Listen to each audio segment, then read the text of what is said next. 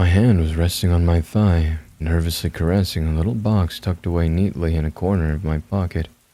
My date for the evening was sitting on the other end of the table and was animatedly talking on the phone. Well, not my date exactly.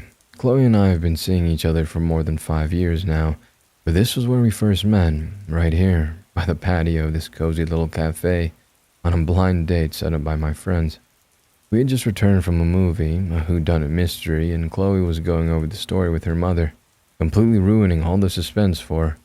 Every time she updates her online status about a visit to the cinemas, you can be rest assured her friends will make themselves scarce for the next few hours at least. And she's always been this way, spontaneous, impulsive, excitable, and yet kind, compassionate, and earnest. She likes to act on impulse and worry about the consequences later. Good or bad, she needs to get everything off her chest, which is in complete contrast to me. I, on the other hand, am known for being reserved, restrained, shy, even stoic under pressure, and yet always brooding underneath the surface. A state of mind that is constantly striving to combat a form of pensiveness. At least that's the general impression people have of me, I think. But it was not always this way. I used to be a fun-loving kid with a normal childhood who used to love the outdoors. But something happened to me on my 9th birthday when I was returning home from school, and I suddenly experienced a panic attack for the first time in my life. Since then, I've experienced many more, and this would ultimately lead to what has now become a familiar sequence of symptoms that would course through my body, leaving me feeling utterly helpless. My legs would first go stiff, as if being weighed down by lead. This was followed by an acute dryness that would grip my throat, leaving it parched and instantly yearning for a sip of water. The hands on my side would start to tremble next as I tried desperately to recover from a severe shortness of breath. Meanwhile, huge beads of sweat would have already formed around my forehead while I felt my heart pound away in my chest. But what scared me the most was the very thing that triggered the panic attacks. I would start seeing strange visions unfold in front of my eyes that often made me question my own sanity. These manifestations would occur randomly, seemingly out of nowhere, and I would immediately start experiencing the physical symptoms. It was as if my mind was ready to tap into the portal of a different dimension at that very moment. I would then stand transfixed in horror, unable to move, as the anxiety quietly took hold of me, crippling both my body and mind, eventually leading to a blackout. When my parents became aware, they grew consumed with worry. My dad finally even quit his jobs and relocated our family to the suburbs, in the hopes that a change of scenery and a quieter place would turn out better for my mental health. And it did help in my recovery because it brought me in contact with Coach Riley, my physical education instructor at my new school. A deeply spiritual man, Coach Riley introduced me to the benefits of meditation and encouraged me to adopt a disciplined lifestyle. Despite my initial doubts about his methods, I eventually realized that the panic attacks were slowly fading away with time, and that provided me with necessary motivation to follow through on his instructions with devoted commitment. I meditated and exercised every day and gradually embraced a regimented lifestyle that would continue well into my adulthood. By prioritizing my mental health, I managed to minimize my exposure to triggers that could lead to such attacks. This involved limiting frequent visits to crowded or unknown places to the extent possible without undermining the quality of life, and by also creating safe spaces that I could regularly visit. I also abstained from all forms of intoxication and avoided the party scene entirely. Thankfully, I cultivated a small but loyal circle of friends who consistently made me feel valued in their presence. Although, there have been times when I have wondered if I was being too hard on myself and forgotten what it meant to have a good time. But I can't fault the method because I know it has been working. I haven't had an episode in over 10 years now. When Chloe came into my life, it was like a breath of fresh air, igniting a spark in me that I thought was buried away for good. Being around her rekindled the inner child in me, and I wanted to experience the world with her. For someone who saw himself as generally unlucky in life from a young age, it was as if Lady Luck had finally decided to shower her blessings on me, and I began to grow as a person, strongly fueled by a burning desire to be a better man for her. As a result, I became more outgoing, even willing to spontaneously suggest a visit to the cinemas or take a leisurely stroll down a market with her by my side, or simply lie down at the beach, soaking in the sun and enjoying the waves. I also secretly saved up enough money over the last few years by working overtime to buy a new home of our own. As Chloe sat engrossed on the phone, she suddenly became conscious when everyone at the cafe began to stare at her, and I saw her jaw drop when she turned around in her seat to find me down on one knee, holding a ring. Her eyes quickly turned moist as she immediately cut the call. She cupped my face with her hands and said, Yes, yes, yes. Took you long enough? As we kissed and hugged, the whole cafe erupted into a wave of applause. Her mom's return call remained unanswered as the two of us stood there locked in a tight embrace. The mother would have to wait now to get the rest of the story. Just then, an elderly lady came over to our table and offered to take a photo to record this moment for posterity, and we were only happy to oblige. A couple of clicks later, we were requested one more and decided to stand right next to the cafe's large name board on the wall, since this was where it all began. The old lady holding Chloe's phone moved back a little so that she could also accommodate Providence Cafe into the frame, to feature alongside the newly engaged couple. Just as she was about to take the picture, a young kid, around 12 years of age, ran into the elderly woman, causing her to stumble and fall. I quickly ran towards her to help, while the boy merely stood and watched from a distance. To my surprise, there was not a hint of remorse in him. He even smirked as he scooped up the phone when it bounced off the floor. This was deliberate on his part. Chloe noticed this as well and looked livid. She walked towards the boy and demanded that he apologize to the old woman. He just stared back at her, the smirk on his face now widening into a grin. "Chloe, don't. Get back!" I yelled, but it was too late. He attacked her and she hit the pavement hard. Before I could make another move, he managed to kick her in the stomach and face and then ran back 20 feet. When I got to her, I saw blood streaming down her nose. Her face was already swollen and she was bleeding from the gums as well. A volcano of anger erupted within me. I felt an unbridled fury simmering in my head as I watched the boy laughing from a distance, holding up Chloe's phone, dangling it by his fingertips. Chloe clutched tightly in my arm and said, Honey, don't. He's just a kid. Let's just... But I was already halfway across in pursuit, running as fast as I could. The kid was quick on his feet and zigzagged his way through the bustling sidewalk, casually pushing unsuspecting pedestrians and toppling trash cans along the way, all in an effort to slow me down, but I managed to keep pace with him. A couple of blocks later, he took a sharp left turn to enter an alleyway and looked back to check if I was following. He then slowed down to a saunter, mockingly gesturing me with his hands that he was waiting for me to catch up, before turning a blind corner and disappearing from view. The alarm bells began to immediately go off in my brain. I was standing in a deserted alley chasing a kid who clearly was up to no good. Every instinct in me warned that I was walking into a trap, but my legs defied reason as I continued to move forward. All I could see was Chloe's face in shock, looking bloodied and vulnerable, and I couldn't shake that image out of my head. I wasn't even sure what I would do if I managed to get a hold of the boy, but I continued on anyway and turned the corner. It led to a dingy parking lot where close to 10 people lay in wait.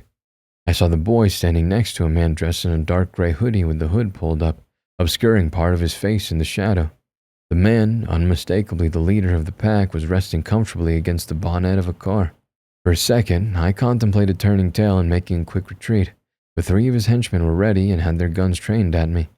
I felt like a little rat that had been lured to the edge of a cliff, only to realize at the last moment that there was no way back. One of the henchmen, a chubby figure, walked towards me with his gun pointed at my face. He was clad in a black leather jacket adorned with silver studs. He had rings on all his fingers and a thick gold chain swung around his neck. As he frisked me, the henchman fumbled my wallet, causing it to slip and fall to the floor. With a frustrated grunt, he swiftly swooped down to retrieve it before resuming his search for weapons. Finally satisfied, he grabbed the back of my shirt and pushed me forward to continue walking.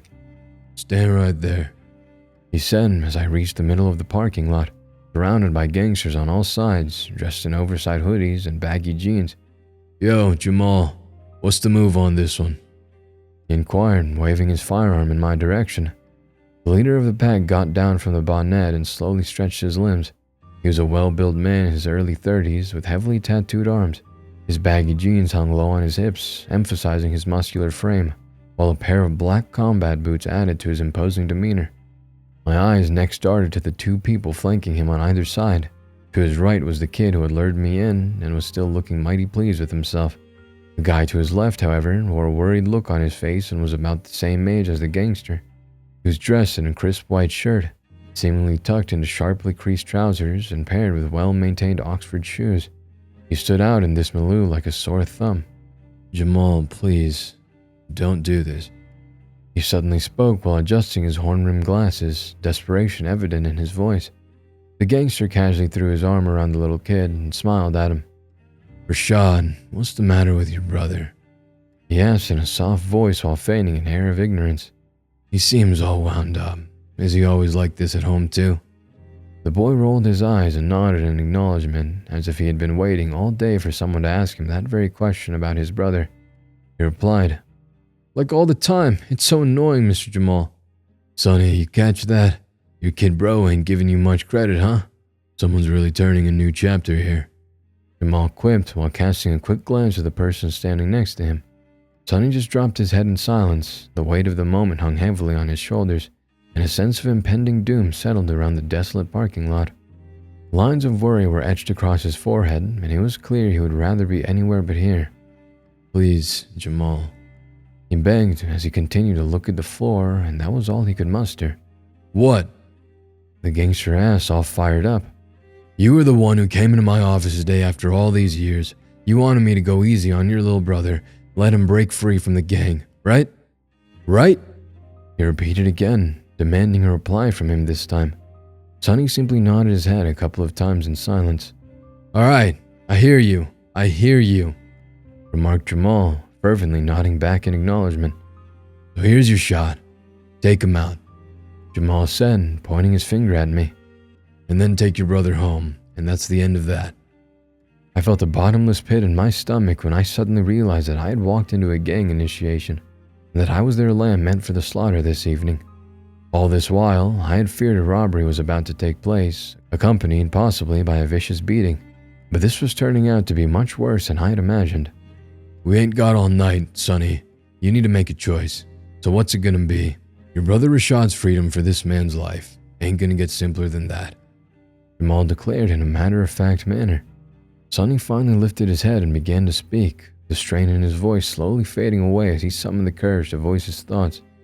"Jamal, that is not how things are going to play out, and you know that. You know that I do too. If I were to shoot this man, whom I have never met in my life before, it would anyway be recorded on a camera by one of your boys, and it would be later used as leverage to get me to work for you permanently. So how's this going to work?" he asked, his voice tinged with frustration. "All right, you got me, I confess," Jamal said, sarcastically throwing his hands up in exasperation while also casually winking at a nearby crew member. "So here's what you can do. You can simply trade your freedom for your brother's by taking down that man. I don't care either way, it's the best deal you're gonna get," he said, pointing his hand at me a second time. "Jamal, please, listen." Sonny began. "Listen to what, Sonny?" Jamal snapped back in anger. "You think I'm some kind of fool? This ain't some whorehouse that you can come and go as you please. I got a rep to protect here. If you think my world is so damn bad, you should have schooled that kid better, and I ain't gonna push him away if he lands on my doorstep on his own. This is on you, Sonny, for not holding it down as his brother." Jamal leaned against the car, casually biding his time amidst the uneasy silence that followed.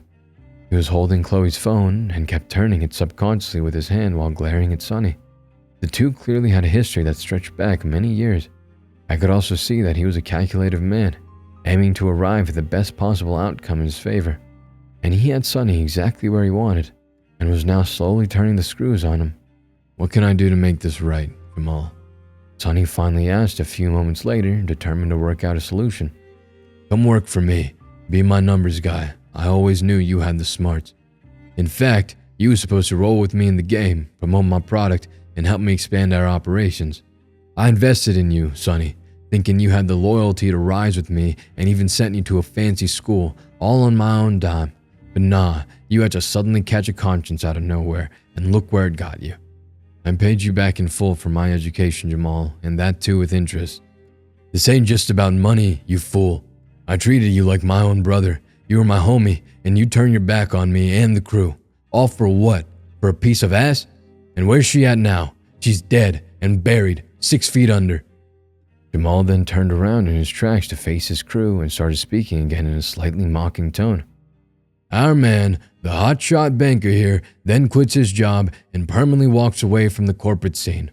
only to hit up the same public school his girl used to grind at, now dealing day and night with them tough kids from the street.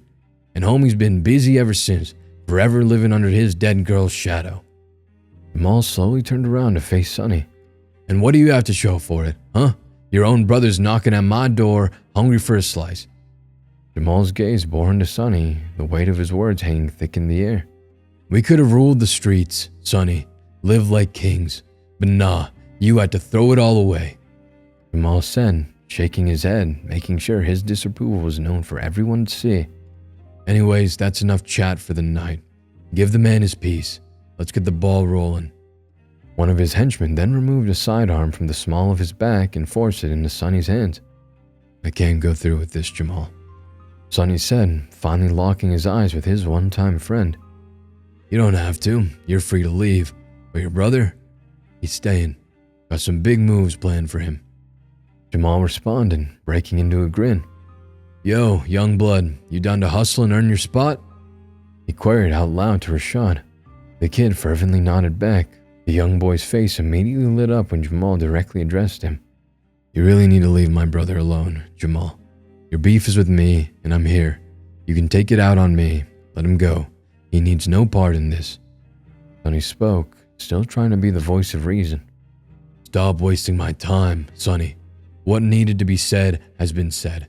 Now either get to it or leave. Jamal retorted. He flicked his fingers again to signal one of his boys who came and stood next to Sonny and aimed his gun a couple of meters away from his head. A few seconds of silence followed as Sonny assessed the situation while holding a gun in his hand. How am I supposed to shoot this man? I don't even know him. He suddenly protested, waving his hand in my direction while looking at Jamal. Oh, like you would have otherwise jumped into action if it was a rival. You've always been the squeamish sort when it comes to confrontations. So I told Rashad to pick a noob from the street, just for you. Thought it would help ease the friction between you two. You know, foster a bonding moment between siblings. Jamal remarked with a smirk, leading to small fits of laughter all around. But hey, you really want to know about him? I got this right here. Jamal said while holding up Chloe's phone in his hand and started scrolling through it. Well, what do we have here? Look, he said, turning the phone towards us. It had a picture of me and Chloe beaming, with her pointing towards the new rock on her finger. Our man just got engaged today. Timestamps say Chloe and Marty here. Congratulations, Marty. Cute couple, I must say. Sonny's shoulders sank further as he stood gripping the gun in one hand. His eyes shut in contemplation, while the other hand pressed hard against his temple as he massaged it. Things just got more awkward for my only well-wisher in this isolated parking lot. Enough with this shit, Jamal said, putting the phone away. Kenny, start the countdown. When Kenny emerged from the sidelines, I realized he was the same gangster who had first frisked me when I stumbled into the parking lot. 10! The man yelled at the top of his voice as the countdown started. 9! 8! All eyes were on Sonny now. The gun in his hand was still pointed at the floor, but the man was deep in thought despite the pressure building around him. Sonny then slowly turned around to face Jamal, his face for the first time looking calm, but serious. So this is how it's going to go down. After all that we have been through, after everything my family has done for you, this is how you repay my mother. She took you in when you had nowhere else to go. She clothed you and fed you when you were abandoned by your own folks, and this is the gratitude you show to her family. He walked towards Sonny and grabbed his shirt, slamming him against the hood of a nearby car. Jamal had his fists raised in the air ready to strike, but continued to glare at Sonny. When you wanted to call it quits, I let you go, didn't I? I never even bothered you thereafter. Even when you lost everything and wound up a loser, I let you be and your family be. And what do you expect for gratitude, huh?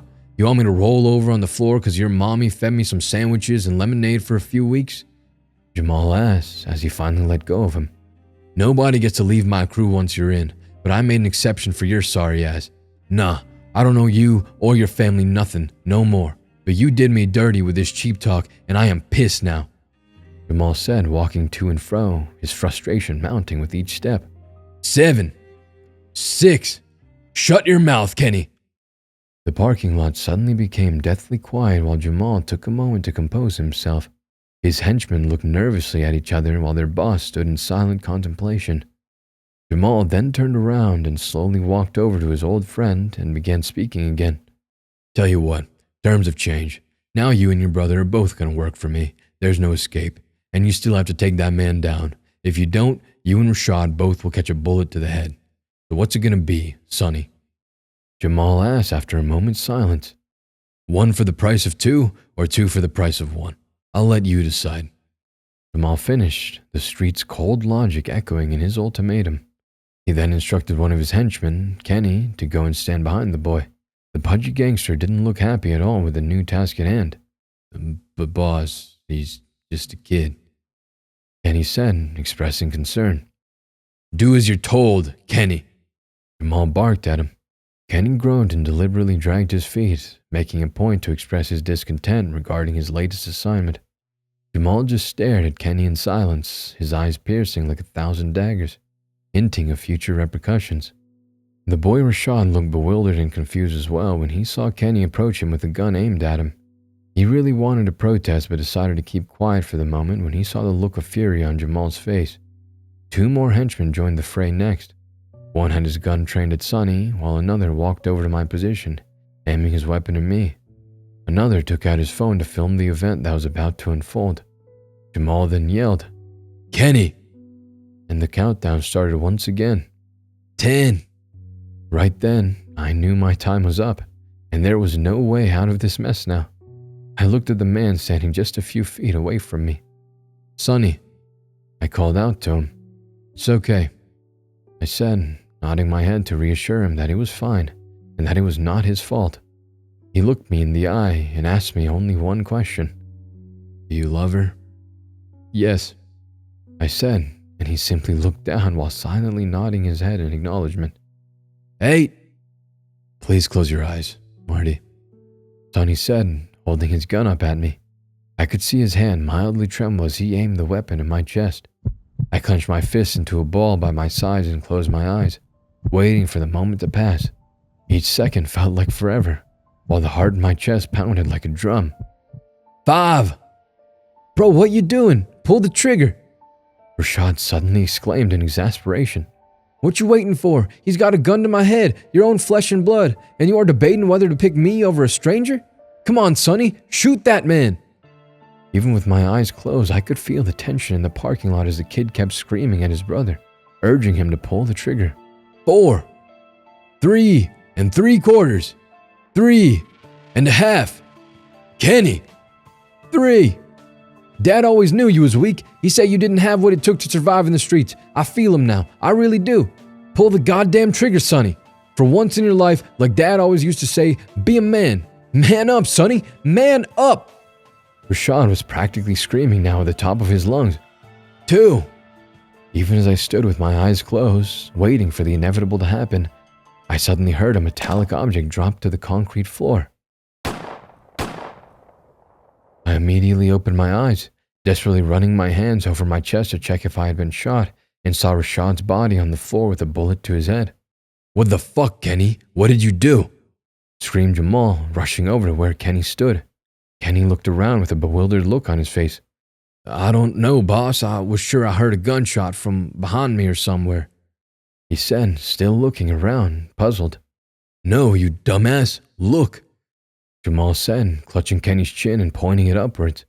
There was a sudden burst of fireworks in the sky. It probably startled Kenny, causing him to accidentally open fire on the kid. "How's I supposed to know that, boss? It all happened so suddenly," Kenny protested, looking equally upset.